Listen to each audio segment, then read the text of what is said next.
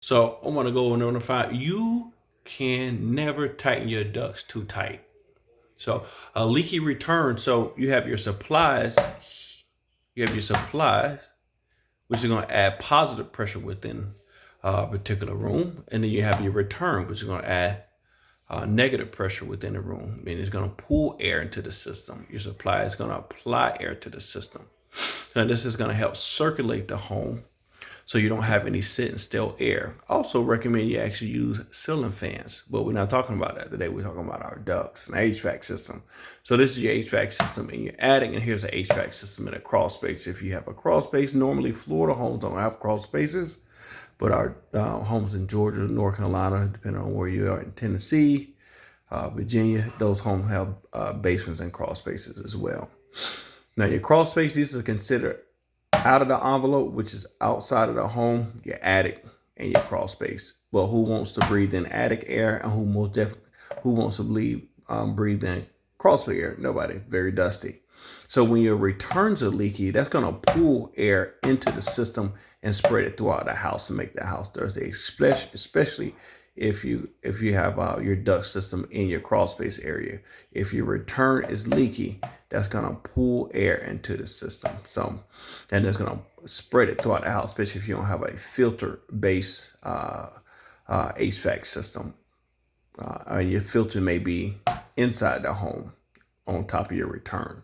And then sometimes you place a big filter, maybe a filter right here in this section of your HVAC system. But most HVAC systems, depending on the system, the filter is going to be on the return. Now, if you have a leak on your supply, that's going to add positive pressure within your attic space. But what that's going to do, those pressure differences are going to create differences in temperature, because your attic and your crawl space in summertime is going to be hot and you have leaky cold air. That difference is going to create pressure, and it's going to also create condensation, depending on if whatever's in this attic reaches the dew point.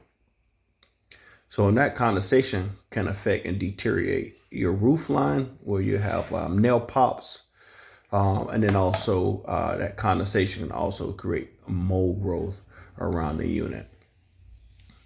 And you want to be aware of it, because once you start getting mold growth in your HVAC, in your duct system, it can spread it throughout the house.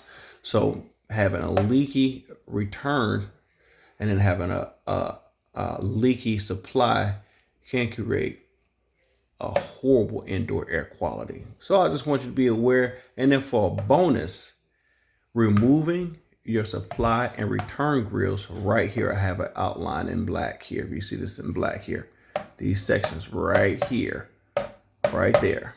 So removing your return grills and sealing your drywall to your registers. So you have your grill, you remove your grill and you caulk around the perimeter of that register and seal that to your drywall.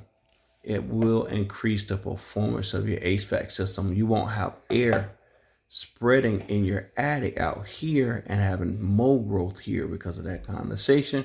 And then also it affects your insulation levels. When you add moisture, especially depending on what type of insulation you have, that moisture is going to degrade that insulation value over time. So you want to seal here. That's a power play that I recommend that homeowners do within the home. Now you can go in your attic and seal around the perimeter of your registers in the attic, but I think it's best that you seal inside the home.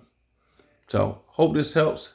I know this message was pretty long, but and if you're interested in getting your home tested, we use the duct blast. So your duct blaster can measure how much air escapes from a home's duct system through leaks, holes, and poor connections.